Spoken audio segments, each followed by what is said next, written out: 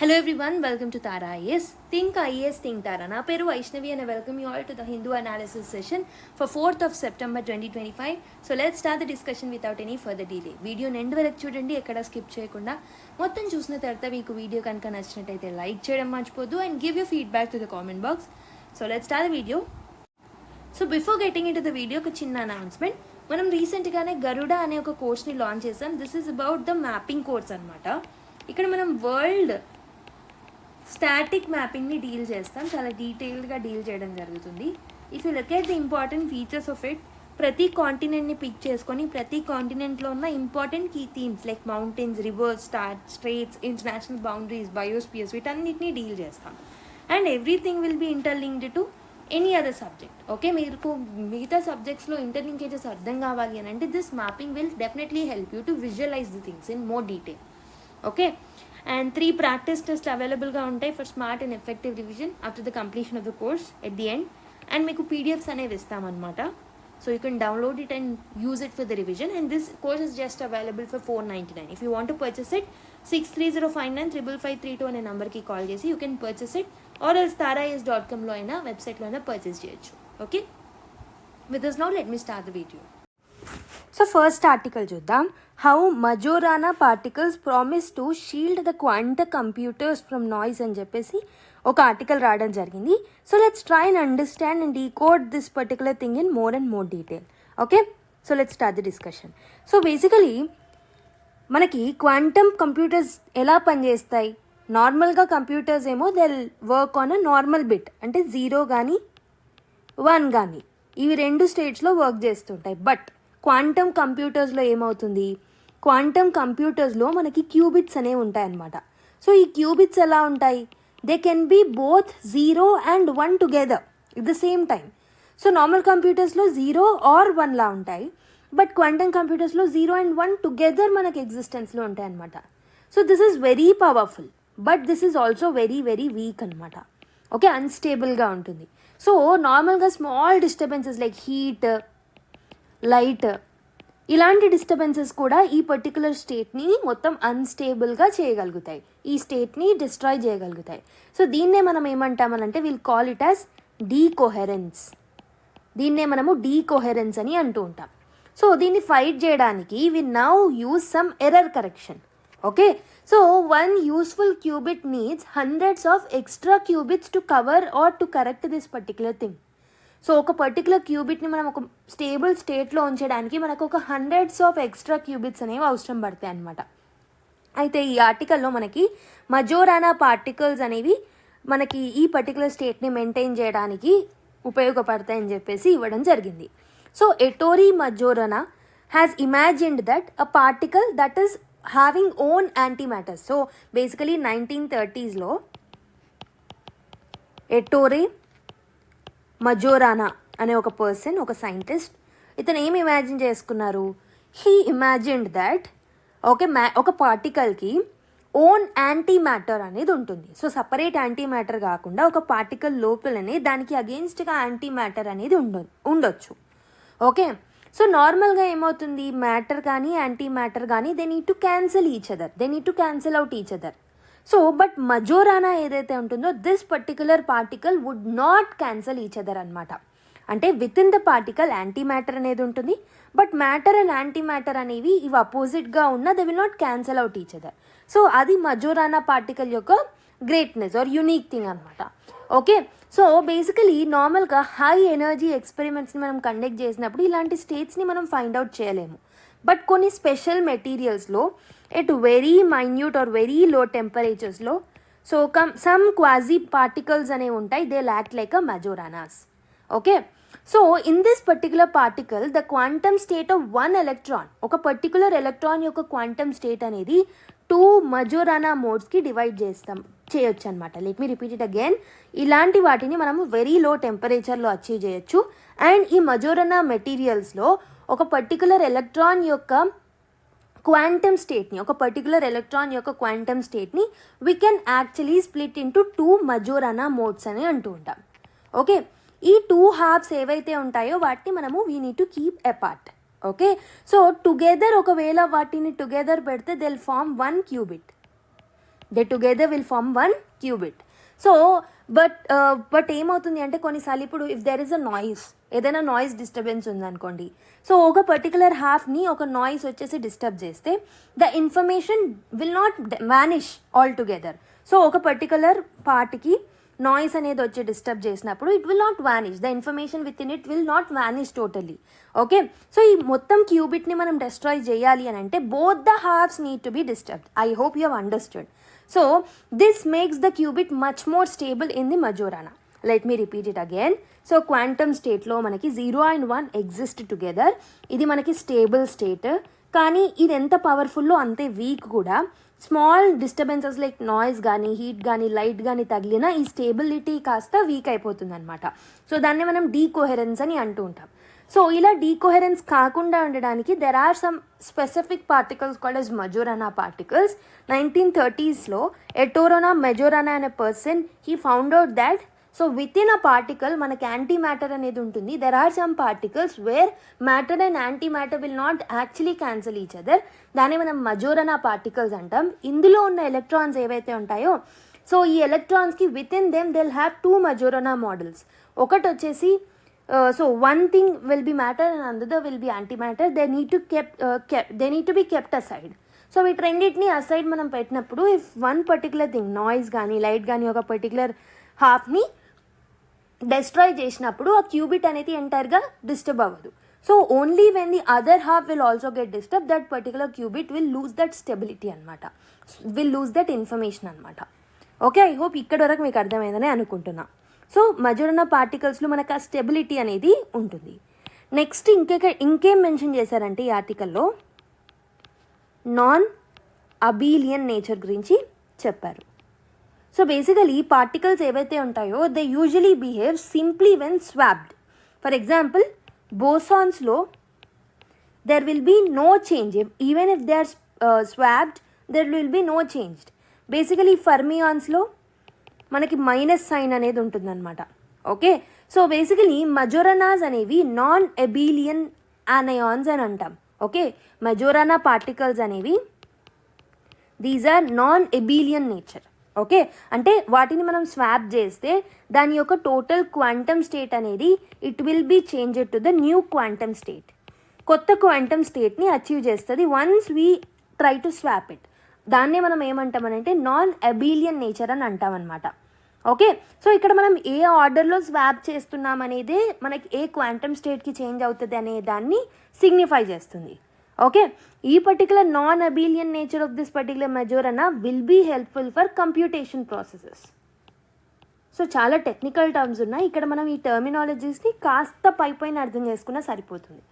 Okay, depth is not required, ఎందుకంటే science and టెక్నాలజీలో మనకి జస్ట్ ఒక పర్టికులర్ వర్డ్ ఇచ్చి దాని మీనింగ్ అడగడం, దాని డెఫినేషన్ అడగడం, అసోసియేట్ అయిన ఈజియర్ అప్లికేషన్ అడగడం, ఇలాంటివి అడుగుతూ ఉంటారు. కాబట్టి depth is not required for అస్.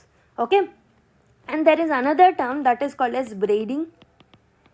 ఇదేంటి అని అంటే so when we move Majorana modes, so ఒక పర్టికులర్ ఎలక్ట్రాన్లో 2 Majorana హాఫ్స్ అనేవి ఉంటాయి, 2 Majorana మోడ్స్ అనేవి ఉంటాయని చెప్పాను. So when we move the Majorana modes around each other దాన్ని మనము బ్రేడింగ్ అని అంటూ ఉంటాం అనమాట. ఓకే, సో బేసికలీ ఎలా బ్రేడ్ చేస్తున్నాం అనే ప్యాటర్న్ మీదనే మనకి రిజల్ట్ అనేది డిపెండ్ అయి ఉంటుందన్నమాట. ఒకవేళ బ్రేడింగ్ ప్యాటర్న్ అనేది షేకీ ఉన్నా the outcome can be correct some times.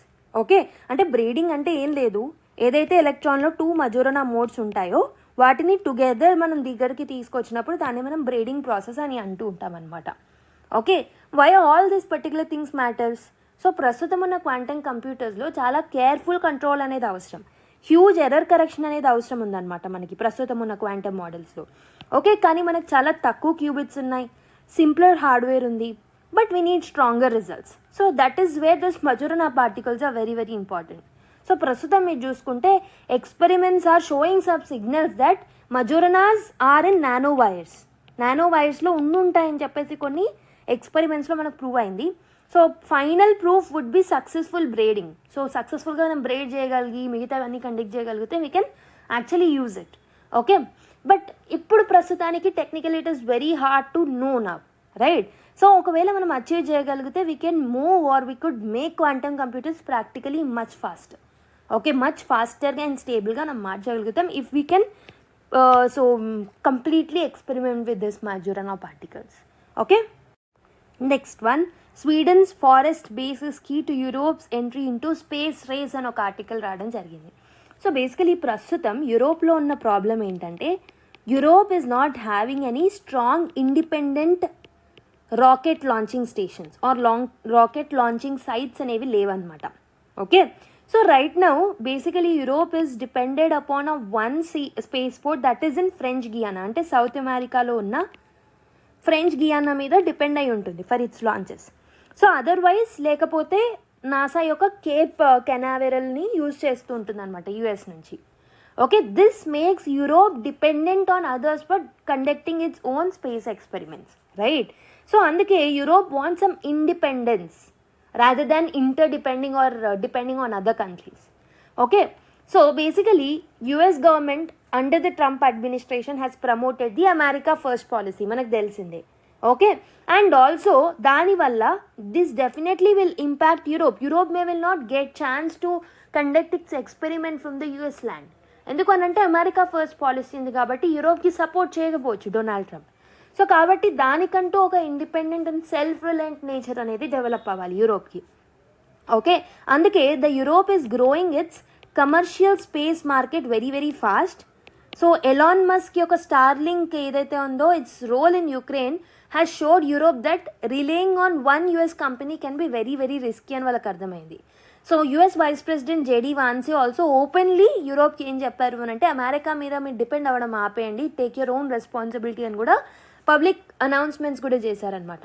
So Europe ఏం ఫీల్ అవుతుంది అని అంటే it is the right time for us to develop our own space system under our own control అని చెప్పేసి అనుకోవడం జరిగిందనమాట. So that particular thing is only mentioned in this article. So basically ఇప్పుడు వాళ్ళు ఏంటంటే స్వీడన్లో ఉన్న కిరునా అనే ప్రాంతం ఏదైతే ఉంటుందో, సో ఇక్కడ inside of Kiruna there are very thick forest. So అక్కడ మనకి రెయిన్ డీర్స్ కూడా ఉంటాయన్నమాట. సో బేసికలీ దీన్ని మనము 1960s ఇక్కడ మనము దీన్ని డెవలప్ చేయడం జరిగింది. Now being upgraded into a major space port. Okay, ఈ పర్టికులర్ కిరునా అనే ప్లేస్ని స్పేస్ పోర్ట్గా వాళ్ళు డెవలప్ చేయాలని అనుకుంటున్నారనమాట. Okay, basically what are the key strengths for developing this particular or choosing this particular location అంటే its a far north location. ఇది Arctic సర్కిల్కి దగ్గరగా ఉంటుందన్నమాట. ఓకే, బేసికలీ మనం నార్త్ పోల్కి దగ్గరలో ఉంటాం కాబట్టి whenever something is revolving or near to the north pole it's easy for us to communicate. So it is easy for them to communicate. Okay, and also దీంట్లో huge area ఉంటుంది, almost 6 square kilometers base with 30+ antennas అక్కడ ఉంటాయన్నమాట. సో దానికి parachute టెస్టింగ్కి, suborbital లాంచెస్కి, balloon ఎక్స్పెరిమెంట్స్కి వాళ్ళు యూజ్ చేసుకోవచ్చు.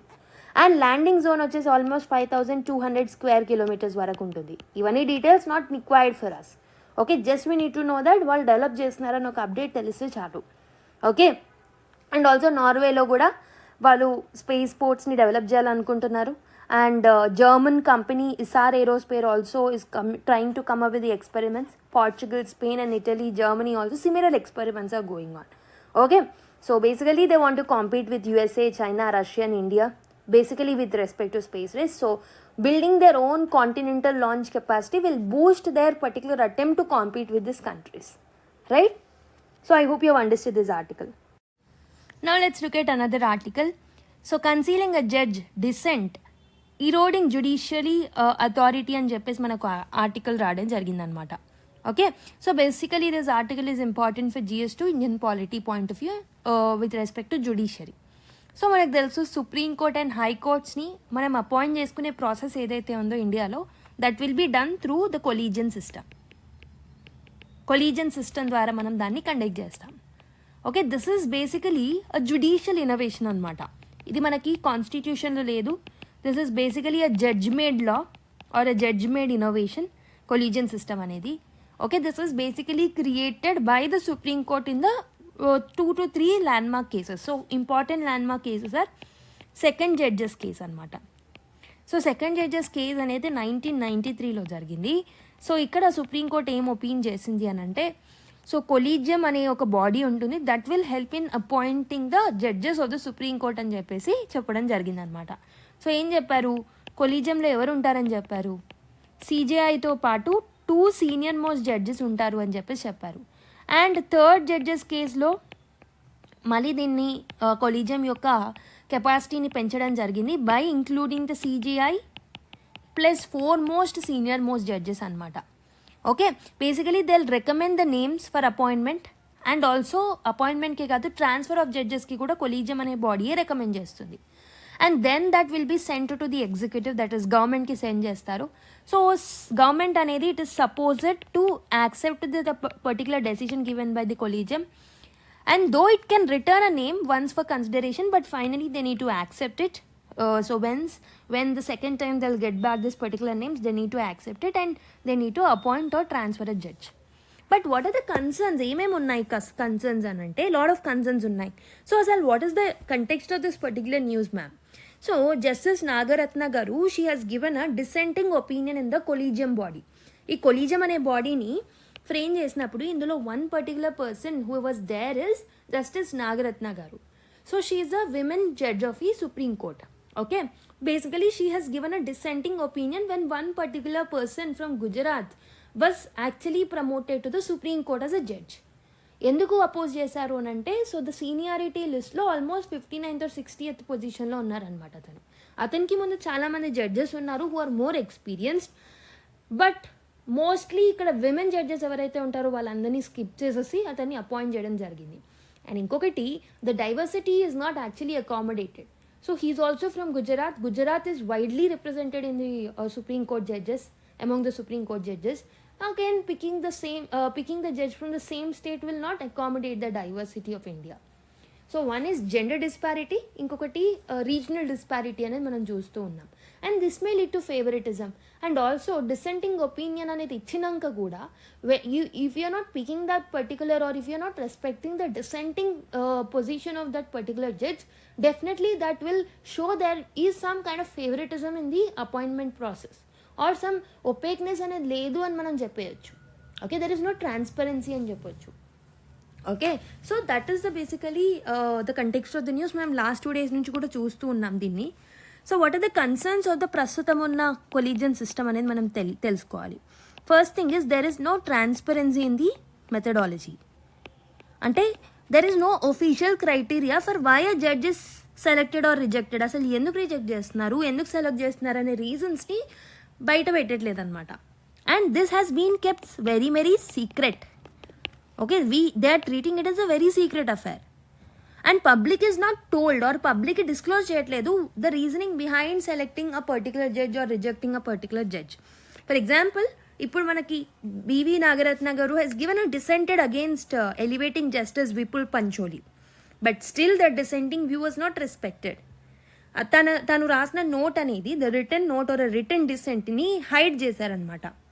Okay, so this particular thing shows there is no transparency in the appointment processes. And the second particular issue with respect to it is eroding the public trust. So when reasoning anedi conceal chestunappudu, definitely this can lead to a suspicions of favoritism. Quid pro quo anedi వచ్చే chances ఉంటాయి and the nepotisms are in rise. So Justice Nagaratna gari objection anedi, it was reportedly grave yet completely invisible in the official record. So this lacks the public trust. Public will lose trust in the judicial and justice system in India because of this kind of things. And there is lack of accountability. Basically, collegiums తీసుకునే decisions ఏవైతే ఉన్నాయో, so they are taking the decisions but they are not justifying them. So judiciary ఏంటంటే they demand accountability from the government. So basically judiciary will hold executive accountable and legislature accountable for the actions that they are coming. So వాళ్ళు ఏదైనా కాన్స్టిట్యూషన్ని abide చేయకపోతే definitely you're treating it as a part of basic structure doctrine and you're making it null and void. ఆ ప్రొవిజన్స్ని null and వాయిడ్గా declare చేస్తున్నారు. But what is up to your case, మీ case ఏంటి మరి? Are you fully accountable to choose whether other bodies are doing well or not? So మీరు అకౌంటబుల్గా ఉంటున్నారా లేదా అనేది other matter that comes in. And this may lead to quid pro quo.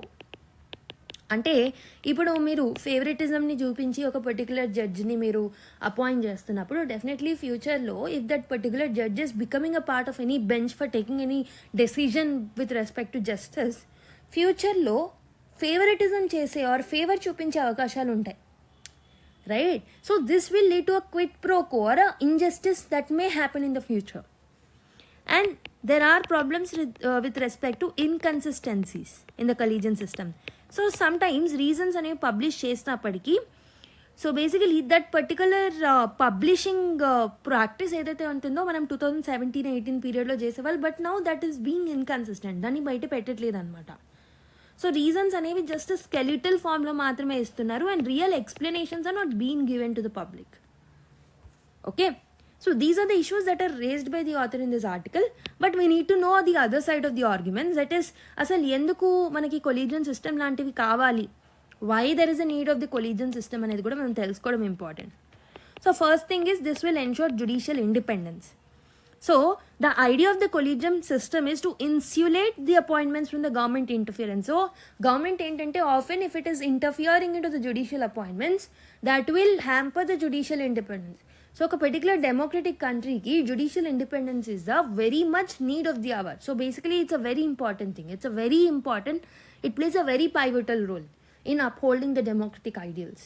Kabatti judicial independence ni protect cheyadaniki collegium system help avutundi. For example, NJSC ane body ni teeskocharu, executive body.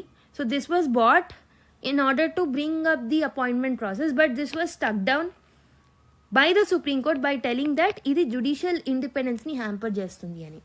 Okay, so second important reason why collegium system is needed అంటే political pressure నుంచి జుడిషియరీని మనము కాపాడుకోవచ్చు. So if reasons are public, political actors may pressure or influence the process. So అందుకు కాబట్టి so political pressure నుంచి avoid చేయడానికి కూడా ఈ పర్టికులర్ థింగ్ అనేది మనకు అవసరం. And also reputation of the candidates. ఒకవేళ ఒక పర్టికులర్ పర్సన్ని కన్సిడర్ చేశారు ఆర్ ఒక పర్టికులర్ పర్సన్ని మీరు రిజెక్ట్ చేశారు అనేది, if you are publishing the reasons, so that will may stigmatize that particular person. ఆ పర్టికులర్ పర్సన్కి అగేన్స్ట్గా అది స్టిగ్మా లాగా ఉండిపోవచ్చు. అందుకు గాను వాళ్ళు they are not putting that particular thing out. And this may have a fear of politicization also. Okay, ఈ డిబేట్స్ అనేవి పబ్లిక్లోకి వెళ్తే అపాయింట్మెంట్స్ అనేవి చాలా పొలిటిసైజ్ అయిపోతాయి. So for example US senate హియరింగ్స్లో జరిగినట్టు ఇక్కడ కూడా అలానే అయిపోతాయి. సో ఎడిటోరియల్ క్రిటిక్ ఏంటంటే in a constitutional democracy all public power must be explained and justified. So అందుకు గాను మనకి ఆ కల్చర్ ఆఫ్ జస్టిఫికేషన్ తీసుకురావాలి. So the reasons must be kept in public, that is the first thing. Culture of justification need to be what? And judiciary must invoke the principle when questioning the executive, but when it comes to itself, it is hiding behind the opacity. Kabatti judiciary need to uphold or judiciary need to act by being accountable to other two organs also and even to the public.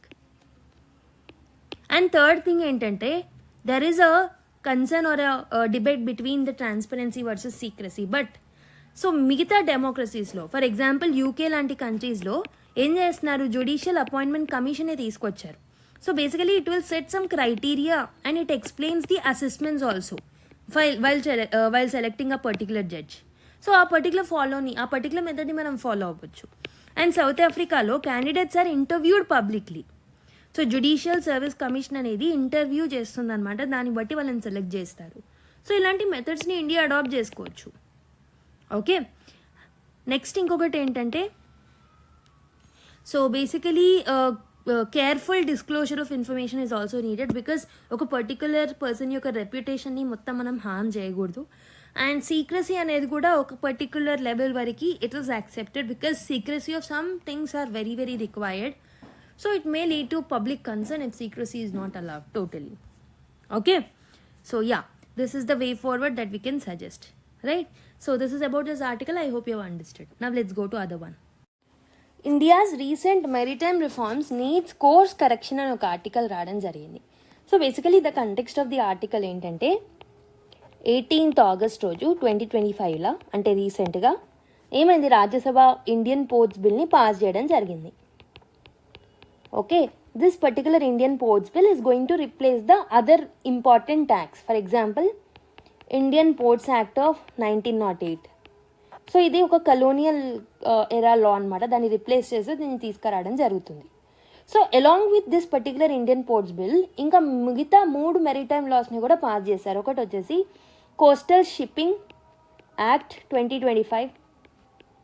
Okay, next carriage of goods by sea bill 2025.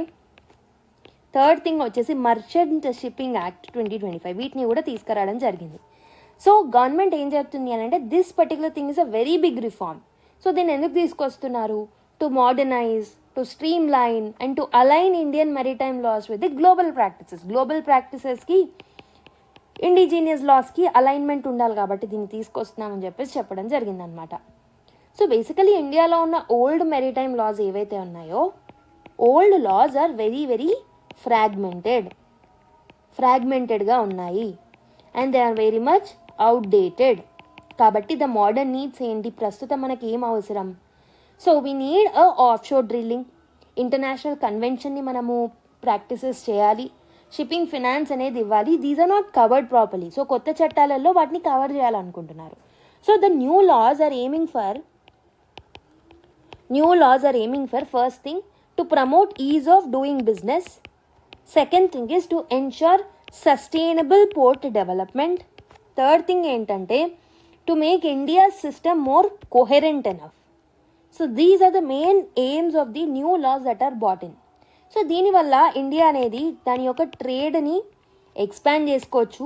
Okay, expand the trade and ఎఫ్డిఐస్ని attract చేసుకోవచ్చు and global స్టాండింగ్ని improve చేసుకోవచ్చు అనమాట by doing all of this.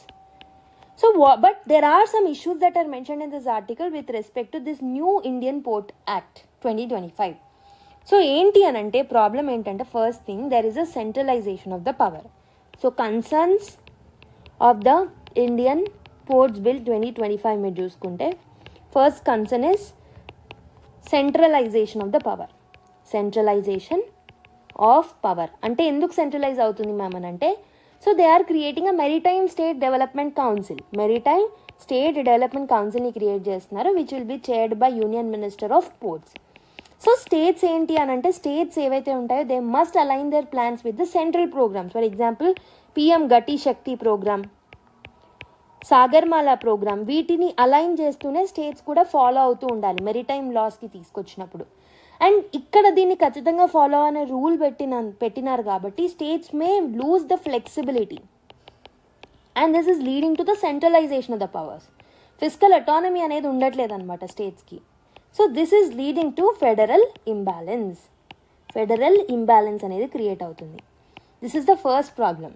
Second important problem is lack of parliamentary scrutiny. So ఈ bill అనేది parliamentary scrutiny or parliamentary debate లేకుండానే, debates and discussions జరగకుండానే and standing కమిటీస్కి రెఫర్ చేయకుండానే పాస్ చేశారు. So that is lacking the parliamentary scrutiny. And third important thing is dispute resolution issue అనేది ఉందన్నమాట. So ఈ పర్టికులర్ కొత్త చట్టంలో క్లాస్ 17 ఏదైతే ఉంటుందో దీని ప్రకారం సివిల్ కోర్ట్స్ ఏవైతే ఉన్నాయో they cannot hear the port disputes. Only internal committees ఏవైతే ఉంటాయో అవి మాత్రమే డిసైడ్ చేసుకునే పవర్ అనేది ఉంటుంది. అండ్ ఆల్సో జుడిషియల్ రివ్యూని మొత్తానికి కర్టైల్ చేస్తున్నారు. So this May risk the bias అనేది క్రియేట్ అవ్వచ్చు అండ్ ఇన్వెస్టర్ కాన్ఫిడెన్స్ అనేది కూడా తగ్గిపోతుంది. This is against the is of doing business. Okay, and the fourth important thing is this is putting burden on small operators. చాలా vague and discretionary powers ఉండడం వల్ల so చాలా చిన్న operators ఎవరైతే ఉంటారో they may have that complaints cost. So that is another major problem. And ఈ particular issues వచ్చేసి Indian ports బిల్కి సంబంధించిన ఇష్యూస్. అండ్ ఈ ఆర్టికల్లో మనకి ఇంకా మిగతా 3 చట్టాలలో తీసుకొచ్చిన మర్చెంట్ షిప్పింగ్ యాక్ట్ ఏదైతే ఉందో మర్చెంట్ షిప్పింగ్ యాక్ట్ యొక్క కన్సర్న్స్ గురించి కూడా మాట్లాడడం జరిగిందనమాట.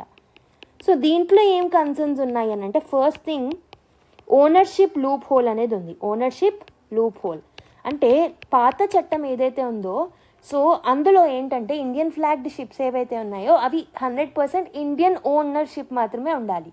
But new law is actually allowing a part of it only to Indian ownership. అంటే part of it is also going to foreigners or ఓసీఐస్కి కూడా వెళ్తుంది అనమాట. That is creating a problem. Okay, and also ఎంత threshold వాళ్ళకి వెళ్ళాలి, ఎంత threshold మనతో ఉండాలి అనేది ఈ యాక్ట్లో మెన్షన్ చేయలేదు. So this may create a risk for foreigners ఎవరైతే ఉంటారో they may control the ships. Okay, వాళ్ళు ఇన్వెస్ట్ చేసే they may control the ships under the Indian flag. That is a problem. Second thing ఏంటంటే bareboat charter cum demise అనే ఒక problem ఉంది. అంటే ఏంటి? సో ఈ పర్టికులర్ ప్రొవిజన్లో they are allowing leasing the foreign ships with eventual ownership transfer. అంటే ఈ పర్టికులర్ లీజింగ్ ఏదైతే ఉంటుందో, ఫారెన్ షిప్స్ ఏవైతే ఉంటాయో వాటిని లీజ్ చేసుకునే ప్రొవిజన్స్ అనేవి ఇచ్చారనమాట. Okay, so this will be useful tool, but weak regulation అనేది ఉంటే మాత్రం దీన్ని మిస్యూజ్ చేసుకునే అవకాశాలు ఉంటాయన్నమాట. And third thing, over regulations అనేవి ఉన్నాయి ఈ పర్టికులర్ చట్టంలో. So all vessels must register అనే ఒక పర్టికులర్ ప్రొవిజన్ ఉంది. This will create some kind of over regulation, unnecessary bureaucratic hurdles వచ్చే అవకాశాలు ఉంటాయి. Fourth thing is executive discretion అనేది ఉంటుంది. Too much power is left with the government. So దీనివల్ల ownership అనేది డైల్యూట్ అయిపోతుంది అనమాట. So this is the problem regarding the merchant shipping act that was introduced. And next important thing is coastal shipping act. Coastal shipping act 2025. So దీని యొక్క main ambition ఏంటి? So basically క్యాబోటేజ్ ఏదైతే ఉంటుందో, అంటే only Indian షిప్స్ని మాత్రమే domestic ట్రేడ్కి use చేసుకోవాలనే ఒక ప్రొవిజన్ని దీంట్లో ఏం చేస్తున్నారు. బట్ ఇక్కడ ప్రాబ్లం ఏంటంటే డైరెక్టర్ జనరల్ ఆఫ్ షిప్పింగ్ ఎవరైతే ఉంటారో they can license the foreign vessels on vague grounds. For example national security అనే గ్రౌండ్స్ మీద, వీటి మీద సో ఇవ్వచ్చు అనమాట. So this may create a problem. ఆ వేగ్నెస్ ఉండడం వల్ల this may lead to subjectivity. Okay, and this may lead to arbitrariness. So small players ఎవరైతే ఉన్నారో they may face some kind of reporting requirement. So small ప్లేయర్స్కి ఇచ్చే అవకాశాలు తక్కువ ఉంటాయి. And how data will be used అనేది, protected అనేది కూడా ప్రాపర్గా చెప్పలేదన్నమాట. అంటే the bigger concerns of all of this particular maritime reforms మీరు చూసుకుంటే, ఫస్ట్ థింగ్ ఫెడరలిజం ఇష్యూస్ అనేవి ఉన్నాయి. Over centralization or centre is dominating over here. States are being sideline. Second issue is accountability. So ఎగ్జిక్యూటివ్కి ఎక్కువగా power అనేది పెడుతుంది. And again judicial రివ్యూని మొత్తానికి completely యాబ్సెంట్గా పెట్టారనమాట. And third thing is judicial independence is lacking or judicial review is lacking. That is another problem. Mainly small players are the one who are getting more burdened or more complaints burden వాళ్ళ మీద పడుతుంది big players కన్నా. And fifth important thing is maritime security. Okay, ownership rules అనేవి చాలా వీక్గా ఉన్నాయి. So దానివల్ల foreign dominance అనేది పెరుగుతుంది. Okay, so but yes, India must modernise maritime laws. But ఈ కన్సర్న్స్ ఏవైతే ఉన్నాయో వాటిని మనము సాల్వ్ చేసుకోవాలి. లైక్ ఫెడరల్ బ్యాలెన్స్ని తీసుకురావాలి, ఫెయిర్ కాంపిటీషన్ని పెంచాలి. Okay, so basically fixed ownership థ్రెషోల్డ్ని, అంటే ఓనర్షిప్ ఎంతవరకు మనం ఇవ్వాలి ఫారినర్స్కి అనేది ఫిక్స్డ్ ఓనర్షిప్ థ్రెషోల్డ్స్ని తీసుకురావాలి. అండ్ ఇండిపెండెంట్ డిస్ప్యూట్ రెడ్రెసల్ మెకానిజంని, and also not only internal committees but judicial review మెకానిజమ్స్ని కూడా తీసుకురావాలి. And we have to balance ease of doing business with maritime security also. ఇలాంటి ఇష్యూస్ మీద మనం ఫోకస్ చేస్తే we can actually cut out the flaws that are there in the new acts and we can modernize the maritime laws in India. Okay, so ఇప్పుడు next article చూద్దాం. Reviving MGNREGA and West Bengal అని ఒక article రావడం జరిగింది. Let's try and understand this particular thing in detail. So basically అసలు ఏమైంది, what is the context of this particular news? So background తీసుకుంటే March 2022లో centre has stopped MGNREGA funds.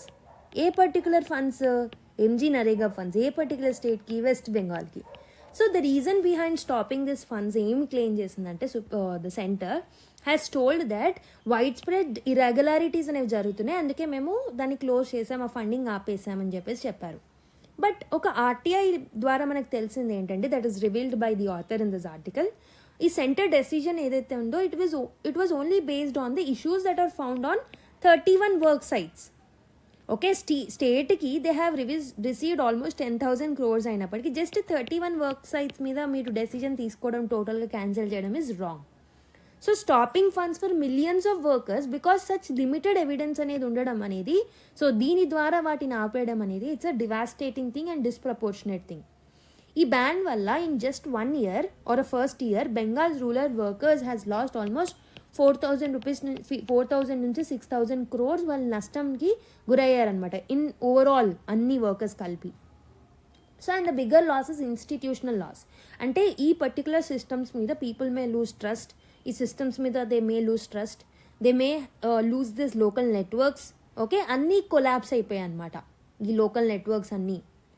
Okay, అయితే రీసెంట్గా సుప్రీంకోర్టు ఏం చెప్పింది అని అంటే June 18th, 2025 నాడు Calcutta high court has ordered, Calcutta high court not supreme court, Calcutta high court has ordered that MGNREGA అనేది it must be refunded. August 1st నుంచి మళ్ళీ మీరు ఫండింగ్ మొదలు పెట్టాలి అని చెప్పేసి చెప్పడం జరిగింది. ఈ కేసుని ఎవరు ఫైల్ చేశారంటే పశ్చిమ బంగా ఖేత్ మజూర్ సమితి వాళ్ళు యాక్చువల్లీ ఫైల్ చేయడం జరిగింది. అండ్ కల్కట్టా హైకోర్టు ఈ పర్టికులర్ జడ్జ్మెంట్ ఇవ్వడం జరిగిందనమాట. అండ్ ఈ పర్టికులర్ జడ్జ్మెంట్లో the Calcutta high court said that MGNREGA అనేది ఇది ఒక కోల్డ్ స్టోరేజ్ లాగా ఎటర్నిటీతో, అంటే ఎటర్నల్గా మొత్తానికి పెట్టకూడదు, ఇలా ఫండ్ ఫండ్ ఇవ్వకుండా ఇన్ని రోజులు ఉండకూడదు అని చెప్పేసి చెప్పిందనమాట. And it has asked the centre to restart this particular thing. Okay, so కొన్ని స్పెషల్ కండిషన్స్ తీసుకురండి కానీ ఫండింగ్ మాత్రం ఇవ్వండి, రీస్టార్ట్ చేయండి అని చెప్పిందనమాట. Okay, and the government has appealed again to the supreme court and matter is still pending. So ఒక legal uncertainty అనేది ఉంది about its future. So but what needs to be done to restart MGNREGA? So first thing, every year state governments will prepare a shelf of works at the village level. So village లెవెల్లో కొన్ని shelf of వర్క్స్ని create చేస్తారు. So ఈ preparation లేకుండా funds అనేవి resume చేయడం వల్ల ఎలాంటి ప్రాజెక్ట్స్ని మనం స్టార్ట్ చేయలేము. ఓకే, సో కాబట్టి బెంగాల్ ఈ ప్రాబ్లమ్ని 3 years నుంచి ఫేస్ చేస్తుంది. And another problem associated with MGNREGA as of now is centre తీసుకొచ్చిన ఒక పర్టికులర్ national level reform that is Aadhaar based payment system. So దీనివల్ల కూడా ఇష్యూస్ అనేవి ఉన్నాయి. So workers are only paid through Aadhaar linked authenticated and mapped NPCI account అనమాట. Okay, but బెంగాల్లో మీరు బెంగాల్లో చూసుకున్నట్టయితే 43 lakh of the total 2.56 crore registered workers are not ABPS compliant. అంటే సో బేసికలీ వారు ఎలిజిబుల్ అయినప్పటికీ they are not receiving the wages. Okay, and ఇంకొక ఈ పర్టికులర్ ప్రాబ్లమ్ని మనం సాల్వ్ చేయడానికి solution is temporary account based payment along side the ABPS is something which we need to come up with.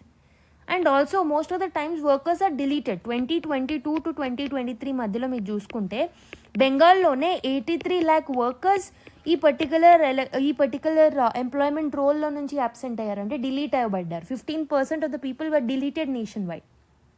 Okay, వీళ్ళందరినీ మనము తిరిగి identify చేయాలి, వాళ్ళని ఇంక్లూడ్ చేయాల్సిన అవసరం అయితే ఉందన్నమాట. And there is only 1 login per block per district and state. That is creating a problem, backlog అనేది క్రియేట్ అవుతుంది. అండ్ ఇంకొకటి ఏంటంటే నేషనల్ మొబైల్ మానిటరింగ్ సిస్టమ్ అనే ఒక ఇంపార్టెంట్ రిఫార్మ్ని తీసుకొచ్చారు. సో ఇదేంటంటే it's a mandatory app for attendance. So basically attendance కోసం దీన్ని తీసుకొచ్చారు, కానీ దీనికోసం కావాల్సిన ట్రైన్డ్ పీపుల్ ఎవరైతే ఉంటారో వాళ్ళు లేరనమాట. And people also don't know how to use it. And there is a human resource gap also. Field level supervisors లేరు. Okay, and after 3 years of inactivity many supervisors in Bengal has left their particular systems. That is another gap that is created. We need to re-engage them. We need to pay a better pay to the workers and also the supervisors. Training provide చేయాలి, capacity building మెజర్స్ని తీసుకురావాలి. Okay, stronger grievance redressal mechanism is needed, timely payments is needed, dash బోర్డ్స్ని open యాక్సెసిబుల్గా మార్చాలి, transparency తీసుకురావాలి, social ఆడిట్స్ని create చేయాలి, genuine consultation with civil society organisation is needed. Okay, so ఇవన్నీ తీసుకొచ్చినట్టయితే we can solve the uncertainty that is there in. Okay, next article, less than 40% of disabled person have ID needed for benefits అని ఒక article రాయడం జరిగింది. So basically disabled అంటే ఈ basically PWD candidates ఎవరైతే ఉంటారో they will be receiving a unique disability ID card. So basically వాళ్ళకి UDID card అనేది ఉంటుందన్నమాట. సో దీని ద్వారా వాళ్ళు గవర్నమెంట్ నుంచి వచ్చే బెనిఫిట్స్ని పొందగలుగుతారు. So what is this particular UDID? It's a unique disability ID card. So ఇది union government by the department of empowerment of persons with disabilities అనే డిపార్ట్మెంట్ దీన్ని ఇష్యూ చేస్తుంది.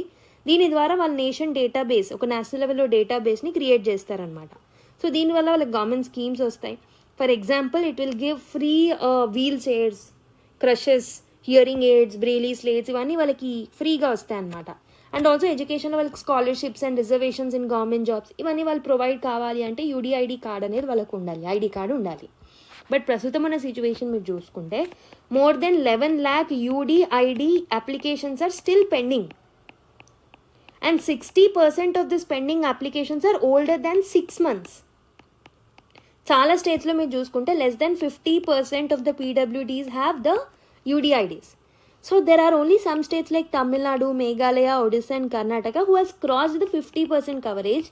Other than these particular states, 50% coverage kuda asalu avvaledannamata. And West Bengal is a state which is having only 6% of coverage. Okay, and also Telangana and Andhra Pradesh lo asalu separate data ne ledu persons with disability kosam. So coverage అనేది ఎందుకు తక్కువ ఉంది? Implementation ప్రాపర్గా లేదు local లెవెల్లో, ప్రాసెసింగ్లో issues ఉన్నాయి, digital divide issues ఉన్నాయి. ఓకే, దీనివల్ల ఫండ్స్ అనేవి గవర్నమెంట్ ఫండింగ్ చేయదు వాళ్ళకి డేటా లేకపోతే, పాలసీ మేకింగ్లో ఇష్యూ అవుతుంది. సో ఇక్కడ మీరు key takeaway that you need to take from this article is, so you need to use this examples. West బెంగాల్లో 6% మాత్రమే యూడిఐడి కార్డ్స్ ఉన్నాయి. కొన్ని స్టేట్స్లో ఓన్లీ తమిళనాడు, ఒడిశా లాంటి స్టేట్స్లో మాత్రమే 50% దాటింది. And most of the states are having less than 50%. So మీరు సోషల్ జస్టిస్ వల్నరబుల్ సెక్షన్స్లో when you're writing answers related to persons with disabilities you can quote this example. Okay, that is where this article will be useful to you. Next one, should reservations exceed the 50% cap అని ఒక article రావడం జరిగింది. Context ఏంటంటే, so బీహార్లో ఉన్న opposition leader Tejashwi Yadav గారు, Tejashwi Yadav has promised that to increase reservation to 85% ఒకవేళ వాళ్ళ అలయన్స్ అనేది పవర్లోకి వస్తే అని చెప్పడం జరిగింది. Mean while on the other hand supreme court ఏం చెప్పింది యూనియన్ గవర్నమెంట్కి, to respond to the petition that wants a creamy layer rule to ఎస్సీస్ అండ్ ఎస్టీస్. సో ఏదైతే ఓబీసీస్కి ఉందో అలానే ఎస్సీ ఎస్టీస్కి కూడా ఒక క్రీమీ లేయర్ని తీసుకురండి అని చెప్పేసి చెప్పింది. దానికి రెస్పాన్స్ అడగడం జరిగింది సుప్రీంకోర్ట్కి. సో ఈ పర్టికులర్ 2 కాంటెక్స్లో let's see what are the constitutional provisions with respect to the reservations. So మీరు చూసుకుంటే article 15 it speaks about equality for all in all the matters like education matters. Article 16, equality before law in public employment, government jobs, etc. So both these articles are allowing state to make special provisions also. So reservation ni provide chese opportunity ni kuda istunnaru for social and educationally backward students, OBCs, SCs and STs. Current reservation మీరు చూసుకుంటే ఓబీసీస్కి 27% reservation అనేది ఉంది, ఎస్సీస్కి 15%, ఎస్టీస్కి 7.5% and ఈడబ్ల్యూఎస్కి 10% reservation అనేది ఉందన్నమాట. Okay, this is based on economy, this is based on social characteristics or social things. Okay, so what courts have said before? For example there are few cases mention in this article. First thing, Balaji versus state of Mysore 1962 case ఇది. Court ఏం చెప్పింది అని అంటే reservations should be within reasonable limits అని చెప్పడం జరిగింది. Okay, so and it should not exceed 50% cap అని కూడా చెప్పడం జరిగింది అనమాట.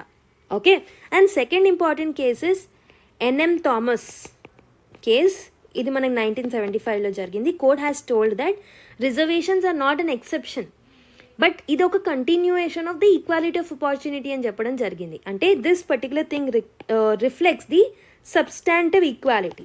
అంటే సో ఇద్దరు సేమ్ లెవెల్లో లేనప్పుడు ఒక పర్టికులర్ పర్సన్ని రేజ్ చేయడానికి ఆర్ ఈక్వల్ లెవెల్ ప్లేయింగ్ ఫీల్డ్ని క్రియేట్ చేయడానికి రిజర్వేషన్స్ ఇస్తాం. దాన్ని మనం సబ్స్టాంటివ్ ఈక్వాలిటీ అని అంటాం అనమాట. Okay, and third important cases Indira Sawhney case or Mandal case అని కూడా అంటాం దీన్ని. 1992లో వచ్చింది. ఇక్కడ it has upheld 27% OBC quota and it has reaffirmed that 50% cap అనేది ఉండాలి టోటల్ రిజర్వేషన్లో అని, except in extraordinary situation. And also దీంట్లోనే ఓబీసీస్కి క్రీమీ లేయర్ రూల్ని తీసుకురావడం జరిగింది. And the latest important cases Janhit Abhiyan case అనమాట. So this took place in the year 2022. So this has upheld 10% EWS quota. And ఈ 50% క్యాప్ అనేది ఓన్లీ బ్యాక్వర్డ్ క్లాస్ రిజర్వేషన్స్కి మాత్రమే apply చేస్తుంది, ఈ డబ్ల్యూఎస్ కోటాకి అప్లై అవ్వదు అని కూడా సుప్రీంకోర్టు చెప్పడం జరిగింది జన్హిత్ అభియాన్ కేసులో. So what are the key arguments with respect to reservations? If you look at the previous arguments that were done by our constitutional framers, Dr. B.R. Ambedkar garu, he has told that reservations అనేవి historically excluded groups ఎవరైతే ఉంటారో వాళ్ళకి ఇది necessary. But it should remain a minority of seats, okay? But it should, ఈ reservation అనేది only minorities of సీట్స్కి మాత్రమే apply అవ్వాలి. So that equality of opportunity for other students will also be protected or other persons will also be protected. But what are the demands we are seeing today? చాలా మందికి reservation కావాలి beyond 50%, arguing that backward classes యొక్క proportionality in the population is very very high అని చెప్పి. So అందుకే వాళ్ళు ఏం demand చేస్తున్నారు, క్యాస్ట్ సెన్సెస్ని తీసుకురమ్మండి అని చెప్పేసి ప్రపోజ్ చేస్తున్నారు. Okay, and even at the central level 40-50% reserve seats ఏవైతే ఉంటాయో హూ ఆర్ గివెన్ లైక్ ఓబీసీస్కి, ఎస్సీస్కి, ఎస్టీస్కి ఇచ్చిన రిజర్వ్ సీట్స్ అవన్నీ వేకెన్సీలో ఉంటున్నాయి. That is another problem. And Rohini commission has also found that 97% of OBC reservation ఏవైతే ఉన్నాయో జస్ట్ 25% ఆఫ్ ది ఓబీసీ క్యాస్ట్లకు మాత్రమే వస్తున్నాయి. And other thousands of OBC కమ్యూనిటీస్కి జీరో రిప్రజెంటేషన్ అనేది ఉంటుంది. Similar issues are existing in ఎస్సీస్ and STs also. కాబట్టి creamy layer అనేది తీసుకురావాలి అని చెప్పేసి the major argument is there. అప్పుడు ఓబీసీస్లో ఉన్న అప్పర్ లేయర్ పీపుల్ ఎవరైతే ఉంటారో, సో సోషల్లీ ఎకనామికలీ అప్లిఫ్ట్ అయిన పీపుల్ ఎవరైతే ఉంటారో they can be kept outside this particular reservation. And ఎవరికైతే మచ్ నీడెడ్ పీపుల్ ఉంటారో వాళ్ళకి మనం రిజర్వేషన్స్ ప్రొవైడ్ చేయాలి. So that the true meaning of the reservation will be completely applicable. So OBCs ఏం చెప్తున్నారు అని అంటే క్రీమీ లేయర్ రూల్ అనేది ఇట్ ఈస్ ఆల్రెడీ అప్లైడ్ అని వాళ్ళు అంటున్నారు. ఎస్సీ ఎస్టీస్కి మాత్రం క్రీమీ లేయర్ రూల్ లేదు, కాబట్టి క్రీమీ లేయర్ రూల్ తీసుకొస్తే బాగుంటుంది అని చెప్తున్నారు. సో దేవేందర్ సింగ్ కేస్ 2024లో దేవేందర్ సింగ్ కేసు అనేది జరిగింది, which is a 4 judges case అనమాట. ఇక్కడ సెంట్రల్ గవర్నమెంట్కి సుప్రీంకోర్టు ఏం చెప్పింది అని అంటే ఎస్సీ ఎస్టీస్కి కూడా క్రీమీ లేయర్ని తీసుకొస్తే బాగుంటుంది అని. అండ్ ఆల్సో అగైన్ ఆగస్ట్ 2024లో క్రీమీ లేయర్ అనేది ఎస్సీ ఎస్టీస్కి వర్తించదు అని చెప్పేసి గవర్నమెంట్ మళ్ళీ ఒకసారి చెప్పడం జరిగిందనమాట. అసలు ఎందుకు వర్తించదు, what are the criticisms against the creamy layers for ఎస్సీస్ అండ్ ఎస్టీస్ అంటే, సో బేసికలీ ఒకటి వచ్చేసి ఎస్సీస్ ఎస్టీస్కి ఇచ్చిన రిజర్వేషన్ ఏదైతే ఉంటుందో ఆర్ వేకెన్సీస్ ఏవైతే ఉంటాయో most of the times they are not filled. So కాబట్టి there will be no matter to apply this particular creamy layer over there. If creamy layer అనేది ఎక్స్క్లూడ్ చేస్తే backlogs will increase. Okay, so these kind of issues are there అనమాట with respect to the creamy layer. ఇలాంటి criticisms అనేవి ఉన్నాయి. So కాబట్టి ఇలాంటి ఇష్యూస్ని solve చేయడానికి ఎలాంటి పాసిబుల్ స్టెప్స్ అనేవి మనకి అవసరం అని అంటే, first thing what we need to do is 2027 census అనేది కండక్ట్ చేయాలి. And it must be with the caste data. And ఆ క్యాస్ట్ డేటాని మనము రిజర్వేషన్ బెనిఫిట్స్ని క్రియేట్ చేయడంలో, ఓకే, ఫుల్ డిస్కషన్స్ తీసుకురావడంలో యూజ్ చేసుకోవాలి. అండ్ ఆల్సో ఓబీసీస్ని మనము సబ్ కేటగరైజ్ చేయాలి. Okay, what we need to do is we need to do the sub categorisation of the OBCs so that ఎవరైతే వెల్ ప్రివిలేజ్డ్ క్యాస్ట్ ఉంటారో ఓబీసీస్లో వాళ్ళకి రిజర్వేషన్ బెనిఫిట్స్ని తగ్గించేసేయాలి. ఎందుకనంటే they are already getting or they are already privileged with respect to social and economic terms. కాబట్టి మిగతా వాళ్ళని అప్లిఫ్ట్ చేయడానికి sub categorisation is the better opportunity. And ఎస్సీస్కి ఎస్టీస్కి 2 టైర్ రిజర్వేషన్స్ని తీసుకురావాలి. మోస్ట్ మార్జినలైజ్డ్ పీపుల్ ఎవరైతే ఉంటారో వాళ్ళని ఫస్ట్ మనం అప్లిఫ్ట్ చేయాలి. And another important thing is reservation అనేది ఓన్లీ మన డెవలప్మెంట్ ఆస్పిరేషన్స్ని మీట్ అవ్వదు, కాబట్టి skill development, education and jobs creation is also very much needed. Okay, so what is the bottom line? The 50% cap debate అనేది it is really about whether equality means treating any one the same అనేది ఒక particular thing. So main thing ఇక్కడ article నుంచి మీరు తీసుకోవాల్సింది ఏంటంటే, disadvantaged and marginalised groups ఉన్నారో వాళ్ళని మనం అప్లిఫ్ట్ చేయడం అనేది it's the agenda of reservation. ఎవరైతే ఆల్రెడీ ప్రివిలేజ్డ్ క్లాస్ ఉంటారో వాళ్ళని రిజర్వేషన్ బెనిఫిట్స్ నుంచి బయటికి తీసుకొస్తే ఇప్పుడు ప్రస్తుతం ఉన్న ప్రపోర్షనాలిటీ గొడవ అనేది ఉండదు అనమాట. Okay, I hope you understood. How bail hearings take on the garb of a trial అని ఒక ఆర్టికల్ రావడం జరిగింది. ఇక్కడ మనం బేసిక్గా ఏం చేద్దాము అంటే, so first of all let's see what is UAPA. Okay, unlawful activities prevention act గురించి చూసి దాని తర్వాత will understand this article. So UAPA అనేది it has been introduced in 1967. చాలాసార్లు దీన్ని అమెండ్ చేయడం జరిగిందనమాట. ఎందుకు అనంటే యాంటీ టెర్రరిజం పవర్స్ని స్ట్రెంథెన్ చేయడానికి ఇండియాలో. దీంట్లో మనము నేషనల్ ఇన్వెస్టిగేషన్ ఏజెన్సీని సెటప్ చేసుకున్నాం. And the punishments under this particular thing includes the death penalty, life imprisonments లాంటి పనిష్మెంట్స్ ఇస్తారు. And it allows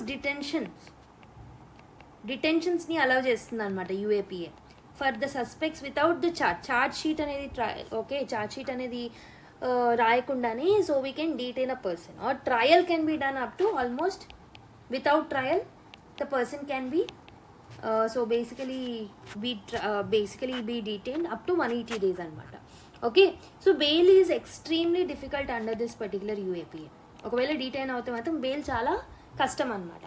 so what are unlawful activities? Any activity, whatever the activity it may be, so if that particular activity is inciting or supporting the secessionist tendencies in the part of India. Okay, సెసెషన్ని support చేసినా లేకపోతే ఇండైరెక్ట్గా insight చేసినా so ఆ particular యాక్టివిటీని unlawful యాక్టివిటీగా మనం treat చేయొచ్చు. And which threatens the sovereignty or territorial integrity. So ఈ particular 2 ఆస్పెక్ట్స్ని కూడా వైలేట్ చేస్తే కూడా దాన్ని మనము అన్లాఫుల్ యాక్టివిటీగా మనం కన్సిడర్ చేయొచ్చు. అండ్ టెర్రరిజంని కూడా డిఫైన్ చేస్తుంది అనమాట. Terrorism has been defined as any cause that are an intended cause that will cause the death, injury, property damage, or anything that threatens the sovereignty or economic stability. So వీటిలలో ఏదైనా దాన్ని మనం terrorism కిందకి consider చేయొచ్చు according to UAPA. So and why government does defend this UAPA అని అంటే, so they say that national security is the primary reason for it to protect the sovereignty and integrity of India. ఇది ఒక counter terrorism tool లాగా పనిచేస్తుందని చెప్తూ ఉంటారు. And preventive డిటెన్షన్కి help చేస్తుంది. It will stop the suspects before the cause of harm. So వాళ్ళు harm చేయకముందే వాళ్ళని మనం డిటైన్ చేసినట్టయితే we can actually stop the suspects before the cause any harm. Prosecution అనేది ఉంటుంది. Strong framework is there for handling the terror cases. Okay, deterrence, so discourages the potential offenders. So వీటన్నిటి వల్ల ఇన్ని usages అనేవి ఉన్నాయి UAPA వల్ల. But there are few issues and criticisms that are there. What are those issues? ఒకటి వచ్చేసి balance problem, national security versus individual rights. కొన్నిసార్లు దీన్ని మిస్యూజ్ చేసుకొని ఇన్నోసెన్స్ని కూడా డీటైన్ చేసిన కేసెస్ చాలా ఉన్నాయన్నమాట. They are targeting mainly activist, journalist, dissenters. ఎవరైతే గవర్నమెంట్కి అగేన్స్ట్గా డిసెంట్ చేస్తున్నారో వాళ్ళని సో ఈ UAPA కింద అరెస్ట్ చేయడం లాంటివి చేస్తున్నారు. Criminal justice delays is another problem. So police are often delaying the filing charges. Okay, charge షీట్ని ఫైల్ చేయడంలో చాలా డీలేస్ అనేవి చూస్తున్నాం అనమాట. ఓకే, బెయిల్ హియరింగ్స్ అనేవి కూడా చాలా డ్రాగ్ ఆన్ అవుతున్నాయి. బెయిల్ కూడా అంత ఈజీగా గ్రాంట్ అవ్వదు దీని కింద. బెయిల్ రెస్ట్రిక్షన్స్ అనేవి ఉంటాయి. Okay, so judge cannot grant a bail if police reports are not given. Okay, police రిపోర్ట్స్ని ప్రైమ్ ఫెసి ఒక ఎవిడెన్స్గా యూజ్ చేసుకుంటారు judges in order to give the bail under it. Okay, so and also there are very low conviction rate under it. Conviction rate చాలా తక్కువ. This is 4th point. Okay, just 2.2% conviction rate అనేది ఉంది. And burden of proof ఏదైతే ఉంటుందో it has been on the accused only. He or she need to prove that. Okay, వాళ్ళు అది తప్పు చేయలేమని. Okay, and there are some bail problems. So bail problems గురించి ఈ పర్టికులర్ ఆర్టికల్లో స్పెసిఫిక్గా మెన్షన్ చేయడం జరిగిందనమాట. Okay, so what are the different issues that are there? So first of all what is the context of the article అనేది మనం చూద్దాం. So Supreme Court, one second, let me give you the context. So in particular article lo there is an important example that you can pick up, that is Umar Khalid and Delhi riots. So this is a case of 2020 anamata. So ikkada Umar Khalid has been accused under the UAPA. And also ఈ ఢిల్లీ రైట్స్కి కాన్స్పిరసీకి కారణం అతనే అని చెప్పేసి అతన్ని UAPA కింద detain చేయడం జరిగింది. And he was in the jail for almost 5 years. But bail అనేది గ్రాంట్ అవ్వలేదు అనమాట. ట్రయల్ కూడా స్టార్ట్ అవ్వలేదు అతనికి అగేన్స్ట్గా. ఆల్మోస్ట్ అతను బెయిల్ ప్లీ చేసుకోవడానికి బెయిల్ ప్లీయే ఆల్మోస్ట్ 8 months పట్టింది అనమాట to be decided. Multiple hearings, multiple adjournments అనేవి జరిగాయి. Okay, so what happens under the UAPA bail hearings అంటే బేసికలీ లా ఏం చెప్తుంది, judge must deny the bail if prime facie case seems true. ఒకవేళ face అనేది on the face of it if the particular case అనేది ట్రూగా అనిపిస్తే definitely judge should not give bail or grant bail అని law చెప్తుంది. And ఇక్కడ mostly judge police report మీదనే ఆధారపడి జడ్జ్మెంట్ అనేది ఆర్ బెయిల్ని గ్రాంట్ చేయడం జరుగుతుంది అనమాట. Okay, that is another problem. And defence cannot cross examine. So basically ఎవిడెన్సెస్ని తీసుకురమ్మని చార్జ్ షీట్స్ అనేవి, డిఫెన్స్ మెకానిజమ్స్ అనేవి లేవన్నమాట. సో ఇక్కడ బెయిల్ అనేది ఒక మినీ ట్రయల్ ప్రాసెస్గా చాలా రోజులు జరుగుతూ ఉంటుంది. ఆల్మోస్ట్ ఈ కేసులో 8 months బెయిల్ ట్రయల్ అనేది, బెయిల్ ప్లీయే జరిగిందనమాట. So multiple hearing, multiple adjournments అనేవి చూస్తూ ఉన్నాను. సో దీనివల్ల ఏమవుతుంది అని అంటే, so it has become unjustice. Okay, it is becoming a injustice thing for the person who is being detailed. Okay, ఇది టార్గెట్ చేస్తున్నారు మెయిన్లీ జర్నలిస్ట్ ఎవరైతే డిసెంటర్స్ ఉన్నారో వాళ్ళని టార్గెట్ చేస్తున్నారు. Okay, so basically denial of the bail is almost like a de facto punishment. And also trial కూడా చాలా రోజుల వరకు అవ్వట్లేదు. So what is Supreme Court role మరి ఈ పర్టికులర్ కేసులో? ఎన్ఐఏ వర్సెస్ జహూర్ అహ్మద్ షా వతాలి కేసులో 2019లో సుప్రీంకోర్టు ఏం చెప్పింది అని అంటే, లోవర్ కోర్ట్స్ ఏవైతే ఉంటాయో they cannot deeply examine police evidence at bail stage. మొత్తం డీప్లీ ఎగ్జామైన్ చేయాల్సిన అవసరం లేదు బెయిల్ ఇచ్చేటప్పుడు. Okay, so courts often just copy the allegations from police reports కాబట్టి, సో ఖచ్చితంగా వాళ్ళు ఈ పోలీస్ తీసుకొచ్చే అలిగేషన్స్ రిపోర్ట్ని బేస్ చేసుకొని మొత్తం కంప్లీట్గా దాని బేస్ మీదనే బెయిల్ అనేది గ్రాంట్ చేయాల్సిన అవసరం లేదు. Okay, so basically that is a problem and that is something which the court has been told. What should be way forward? మరి బెయిల్ ప్రొవిజన్స్ ఏవైతే ఉన్నాయో వాటిని మనం ప్రాపర్గా రిఫార్మ్ చేసుకోవాలి. సో బెయిల్ స్టేజ్లో గ్రేటర్ స్క్రూటినీ అనేది ఉండాలి, స్పీడీ ట్రయల్స్ ఉండాలి, and we have to balance between national security and individual rights. వీటి రెండింటికి బ్యాలెన్స్ అనేది ఉండాలి. Okay, I hope you have understood. Next article, Cabinet has approved 1500 crore scheme for central critical minerals recycling అని చెప్పి ఒక article రావడం జరిగింది. So union cabinet which is chaired by Prime Minister Narendra Modi గారు has approved rupees 1500 crore incentive scheme for semiconductors, critical minerals recycling.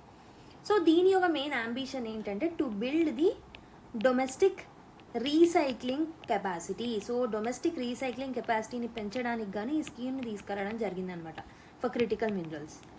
So ఈ minerals అనేవి this will be recovered from the secondary sources like waste materials నుంచి. It's not like a fresh mining అనేది మనం చేయం. Already ఉన్న materials, use and throw materials ఏవైతే ఉంటాయో so ఆ వేస్ట్ మెటీరియల్స్ నుంచి ఈ పర్టికులర్ క్రిటికల్ మినరల్స్ని రీసైకిల్ చేస్తారు. So what are critical minerals? So basically these are crucial minerals that are used in the high technological sectors, mainly green energyకి సంబంధించిన sectors and defence సెక్టార్స్లో ఎక్కువగా యూజ్ చేస్తుంటారు. ఫర్ ఎగ్జాంపుల్ కాపర్, లిథియంని electric vehicle బ్యాటరీస్ని use చేస్తాం, energy storage బ్యాటరీస్లో use చేస్తాం. Nickel is used in batteries and alloys, cobalt in rechargeable batteries and aerospace. Rare earth elements ఉంటాయి లైక్ మ్యాగ్నెట్స్లో, ఎలక్ట్రానిక్ ఐటమ్స్లో, డిఫెన్స్ ఎక్విప్మెంట్లో యూజ్ చేస్తాం. అసలు ఈ రీసైక్లింగ్ ప్రాసెస్ అనేది ఎలా జరుగుతుంది అని అంటే, valuable minerals will be collected from end of life products. ఏవైతే వాడుకొని పడేసిన ప్రోడక్ట్స్ ఉంటాయో వాటిలలో నుంచి వాల్యుబుల్ మినరల్స్ని మనం రీసైకిల్ చేస్తాం. For example e waste, so old mobiles నుంచి, ల్యాప్టాప్స్ నుంచి, ఎలక్ట్రానిక్స్ నుంచి, and lithium ion battery scrap ఏదైతే ఉంటుందో దాంట్లో నుంచి, అండ్ క్యాటలైటిక్ కన్వర్టర్స్ ఏవైతే ఉంటాయో like which are used in the old vehicles దాంట్లో నుంచి కూడా రీసైకిల్ చేస్తాం. And other waste streams which are containing the critical minerals అక్కడ నుంచి కూడా రీసైక్లింగ్ అనేది చేస్తారనమాట.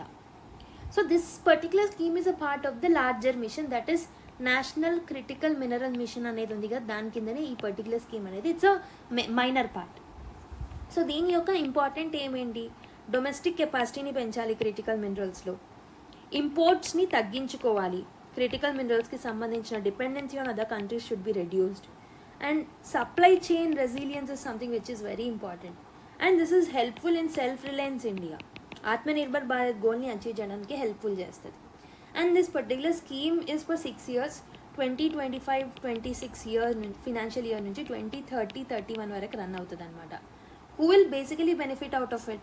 So both big and small recyclers ane vallu indulo eligible, and special push is for the small companies and very new companies.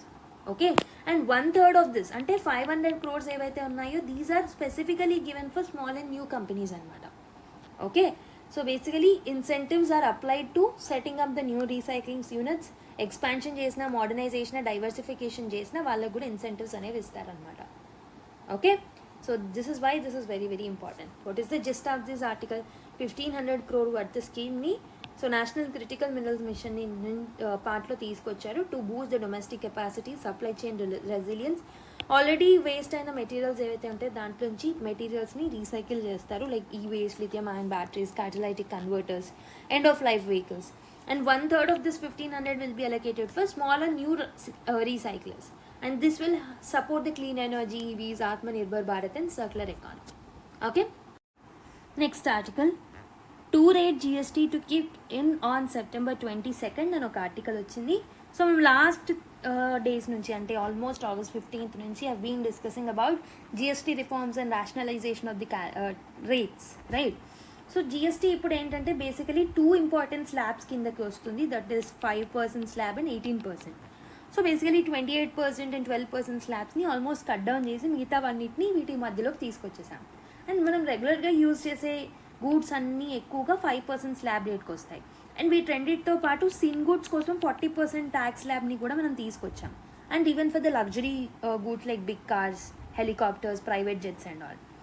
Old slabs of 12% and 28% were been removed for most of the items. And when will this particular thing will kickstart? That is from September 22nd anamata. Okay. So basically tobacco products అనేవి that will be shift later. But మిగతా వన్నీ September 22nd నుంచి start అవుతాయి.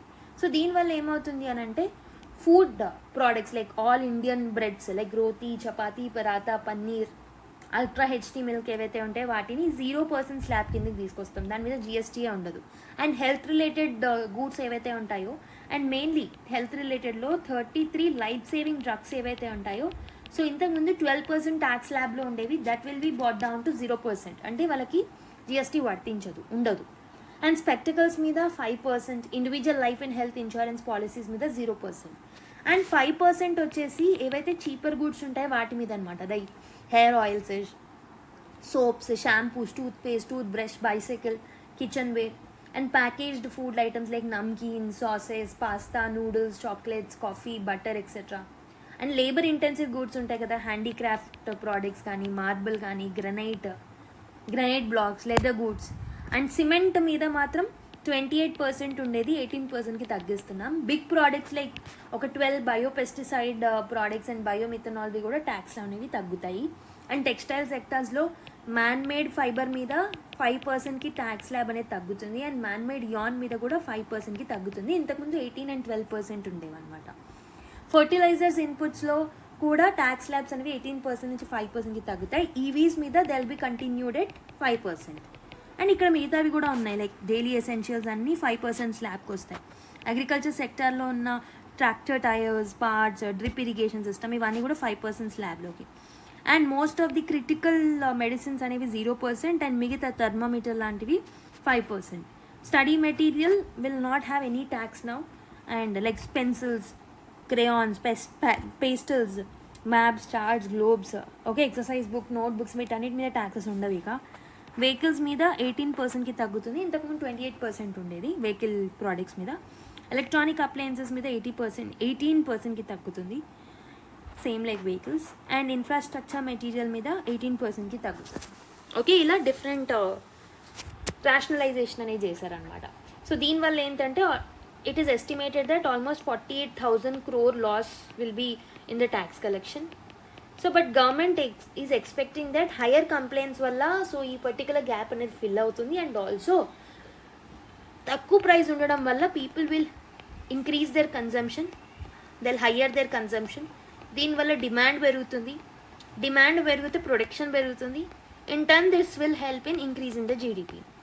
So ఇక్కడ cover అయిన loss ఏదైతే ఉంటుందో ఇక్కడ లాస్ ఏదైతే ఉందో అది ఇక్కడ కవర్ అయిపోతుంది with more production and more GDP.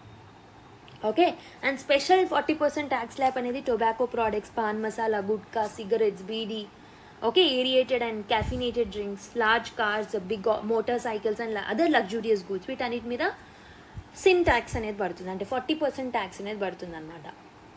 Okay, I hope you have understood this particular article.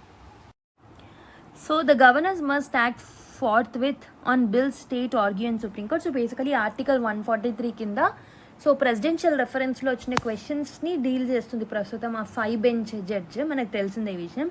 So దీంట్లో ఉన్న అప్డేట్స్ మాత్రమే మనం చూద్దాం. The background context is something which we already have seen lot many times, right? So Wednesday రోజు ఏమైంది అని అంటే states which are ruled by non BJP parties mainly. So వాళ్ళు అందరూ సుప్రీంకోర్టుకి ఏం చెప్పారంటే మీరు ఏదైతే 3 month డెడ్ లైన్ పెట్టారో for giving the assent by the governor అది కూడా చాలా ఎక్కువ. Okay, that is also too long. ఎందుకు అనంటే if we are actually giving the bill are if you're giving the bill to the governor for the assent so it should be immediately accepted అని చెప్పేసి non BJP ruling states అన్నాయన్నమాట. Okay, West Bengal, Karnataka, Himachal Pradesh వీళ్ళందరూ ఏమంటున్నారు అని అంటే so the will of the people is reflected in the bills ఏవైతే legislatures pass చేస్తాయో. కాబట్టి ఎక్కువ టైం తీసుకోకుండా ఫాస్ట్గా దీనికి అసెంట్ ఇవ్వాలి. And these particular states have also said that if center is expecting them to trust the governors to act with honesty, the same trust and courtesy అనేది states లెజిస్లేచర్స్కి కూడా ఉండాలి అని చెప్పడం జరిగింది. ఈ పర్టికులర్ 5 bench జడ్జ్లో కపిల్ సిబాల్ గారు has told that article 200 of the constitution ఏదైతే ఉంటుందో it says that if governor disagrees with the bill he must return it to the state legislature as soon as the possible. ఒకవేళ మీరు disagree చేయకపోతే return చేయండి as soon as possible. Okay, as soon as possible అనే ఈ particular term ఏదైతే ఉంటుందో that means immediately అని అర్థం అని చెప్పేసి అతని యొక్క ఒపీనియన్ అనమాట. యాజ్ సూన్ యాజ్ పాసిబుల్ అనే ఒక పర్టికులర్ పదాన్ని ఆర్ ఫ్రేజ్ని కాన్స్టిట్యూషన్లో రాశారు, which means as soon as possible అంటే ఇమీడియట్గా ఇచ్చేయాలి అసెంట్ చేసి, లేకపోతే తిరిగి ఇచ్చేసేయాలి for reconsideration. Okay, and this not only apply to the governors but also to the president అని చెప్పేసి అన్నారనమాట. So bills cannot be waited అని చెప్పారు. He also stressed that governor has no power to judge the constitutionality of the bills. ఒకవేళ legislature if repasses the bill, so once మీరు రీకన్సిడరేషన్కి పంపించాక if legislature is repassing the bill again after the consideration, governor is bound to give the assent అని కూడా గుర్తు చేశారు. Okay, only when the bill is becoming a law, that is when citizens can challenge if there is any constitutionality issue with that particular bill in the court. And also article 167 reference కూడా ఇవ్వడం జరిగిందనమాట. So 167 ప్రకారం ఏంటంటే it's the CM's duty to inform the governor about the laws that they are going to bring up. So state cabinet plan చేయకముందే in fact CM గవర్నర్కి చెప్పిండాల్సిందనమాట, చెప్తారు నార్మల్గా ఏం లాస్ తీసుకొస్తున్నామని. సో ప్రీ ఇన్ఫార్మ్డ్ మీకు అందరికి, మీకు లా తీసుకొచ్చే ముందే మీకు తెలిసినప్పుడు, even before cabinet discussions are made, if you know ఆ పర్టికులర్ లా డిస్కషన్లోకి వస్తుంది అన్నప్పుడు మీరు డెసిషన్ని క్విక్గా ఇవ్వడం అనేది very important. Weather your accepting are returning అనేది త్వరగా ఇవ్వాలి. Okay, this is a pre legislative process, meaning governors అనే వాళ్ళకి ప్రాపర్గా ముందే తెలుసు 167 ఆర్టికల్ కింద. ఓకే, సో ఇక్కడ ఇది వాళ్ళ యొక్క arguments. Again the updates of this particular thing will be seen in the next class again. Okay, మళ్ళీ రేపు చూద్దాం మళ్ళీ ఏమైనా అప్డేట్స్ ఉంటాయి. So next article, foreign firms halted India's projects worth 2 lakh crores అని ఒక ఆర్టికల్ రావడం జరిగింది. ఇక్కడ మీరు తెలుసుకోవాల్సింది ఏంటంటే this is one of the impact of the tariff wars or tariff pressure. So USA India మీద ఇంపోజ్ చేసిన టారిఫ్ కావచ్చు or various other tariff pressures కావచ్చు, వాటి వల్ల వచ్చే వన్ ఆఫ్ ది ఇంపాక్ట్స్ అని చెప్పొచ్చు. సో ఫస్ట్ క్వార్టర్ ఆఫ్ 2025-2026లో almost 2 lakh crore worth projects ఇండియాలో క్యాన్సిల్ అవ్వడం జరిగింది. Okay, which is almost 1200% higher than what we have seen in the last quarter. Okay, so foreign private companies have dropped almost the projects worth 1.97 lakh crores in quarter 1. So this is the highest amount since at least 2010 nunchi. Okay, so basically ee particular point meer ekkada raaychu anante whenever you are writing answers related to tariffs valla వచ్చే economic impacts రాసినప్పుడు you can write and quote this particular example.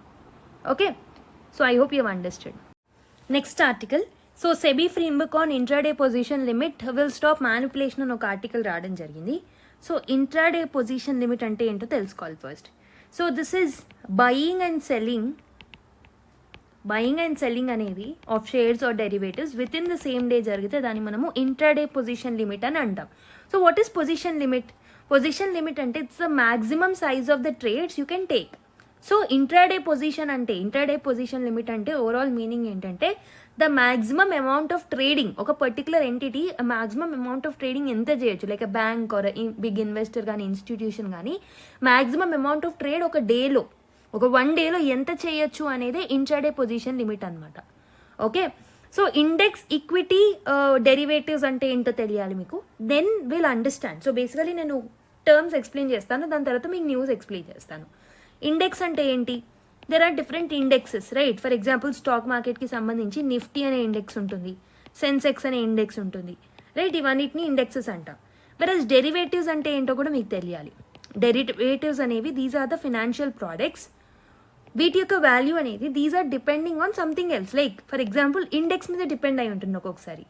So so మనకి larger term called as index equity derivatives అంటే ఏంటంటే these are the contracts, ఇవన్నీ ఒక contracts లాంటివి. This will allow the investors to bet on or to protect themselves against the movements in the stocks. నిఫ్టీలో కానీ సెన్సెక్స్లో కానీ ఏదైనా మార్పులు చేర్పులు జరుగుతుంటే వాటి నుంచి వాళ్ళని ప్రొటెక్ట్ చేసుకోవడానికి ఇన్వెస్టర్స్ ఏం చేస్తారు అంటే they will come up with some contracts. So ఆ పర్టికులర్ కాంట్రాక్ట్స్నే ఇండెక్స్ ఈక్విటీ డెరివేటివ్స్ అని అంటాం. So what is entity? Entity can be any company, institution or any person trading in the market. What is liquidity? Liquidity ante entante this is how easily you will be in a position to buy or sell without affecting the price. High liquidity anante active ga undi ani ardham market. So easy to trade. Active ga market unte it will be easy to trade. Liquidity low ga undi ante it is difficult for the buyers and sellers to find. Vallan find cheyadam chala kashtam. Okay. So yeah, these are the different terms I want you people to understand. Now let me explain you the article. So ఏమైంది అని అంటే SEBI has introduced a new framework. So ఆ ఫ్రేమ్వర్క్లో ఏం చేస్తారు అంటే that will be the framework is based on the intraday position limit. Intraday position limit అంటే చెప్పాను, ఒక పర్టికులర్ డేలో ఒక particular entity what is the maximum limit that they can trade. దేనికి సంబంధించిన ట్రేడ్ మరి? That is about the index equity derivatives. ఈ financial derivatives or contracts ఏవైతే ఉంటాయో దీనికి సంబంధించి ఒక పర్టికులర్ డేలో ఎంతవరకు వాళ్ళు ట్రేడ్ చేయొచ్చు అనే దాని మీదనే సెబీ ఫ్రేమ్వర్క్ తీసుకొస్తుంది. సో దట్ మనం మ్యానిపులేట్ చేయకుండా ఆపగలుగుతాం. సో ఫ్రేమ్వర్క్ తీసుకొస్తే ప్రాపర్ రూల్స్ అండ్ రెగ్యులేషన్స్ ఉంటాయి. So according to the experts this particular move will strengthen the monitoring process. So market అనేది అన్నెసెసరీగా మ్యానిపులేట్ అవ్వకుండా హెల్ప్ చేస్తుంది. Right, I hope you have understood the terms.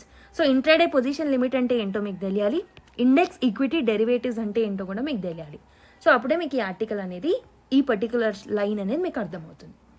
Okay, so basically ఒక particular single entity యొక్క position limits ఏవైతే ఉంటాయో వాటన్నిటిని regulate చేయాలి, monitor చేయాలి, రియల్ టైమ్ మానిటరింగ్ ఉండాలి అని మూవ్ తీసుకుందనమాట. So this will help in reduction of the manipulation of this particular process. Okay, so next the final article, health ministry plans to ease license rules for new drugs and trials అని చెప్పేసి ఒక article రాయడం జరిగింది. So union ministry is wanting to make it easier for pharma companies ఏవైతే ఉంటాయో and clinical researchers ఎవరైతే ఉన్నారో వాళ్ళకి ఈ లైసెన్స్ రూల్స్ని ఈజ్ చేయడం వల్ల they can easily work in India without any restriction. So దాన్ని ప్రమోట్ చేయడానికి ఈ పర్టికులర్ థింగ్ని తీసుకురావడం జరిగింది. సో దాంట్లో భాగంగా it is trying to change or amend new drugs and clinical trial rules of 2019. దీన్ని చేంజ్ చేయాలి, దీన్ని అమెండ్ చేయాలని అనుకుంటుంది అనమాట. ఈ పర్టికులర్ చేంజెస్ అనేది these were officially published in the gazette on August 28. And government ఏం చేస్తుంది, పబ్లిక్కి అడుగుతుంది to comment down on this particular rules. ఈ పర్టికులర్ చేంజెస్ ఏవైతే ఉంటాయో వాటిల్లో పబ్లిక్ ఒపీనియన్ కోరుతుంది అనమాట. So the main focus of this particular changes to simplify the process. So basically licence test చేయడానికి కావాల్సిన ప్రాసెస్ కానీ, అప్లికేషన్స్ని సబ్మిట్ చేయాల్సిన ప్రాసెస్ కానీ వీటన్నిటిని ఈజీ చేస్తుంది అనమాట. Okay, so this will help in bioavailability, అంటే how much drug reaches the blood, how it works అనేది కూడా డీటెయిల్గా మనకి తెలుస్తుంది. And there is another term which is mentioned in the article which is bioequivalence, bioavailability. ఈ రెండు terms యొక్క meaning important అవుతుంది. సో బయో ఈక్వివాలెన్స్ అంటే ఏంటంటే వెదర్ అ జెనరిక్ డ్రగ్ ఏదైతే ఉంటుందో it works in the same way as the original drug. So మనము original drugs లాగా జెనరిక్ డ్రగ్స్ని కూడా తయారు చేస్తూ ఉంటాం, మెయిన్లీ ప్రధాన మంత్రి జన్ ఔషధి యోజనలు.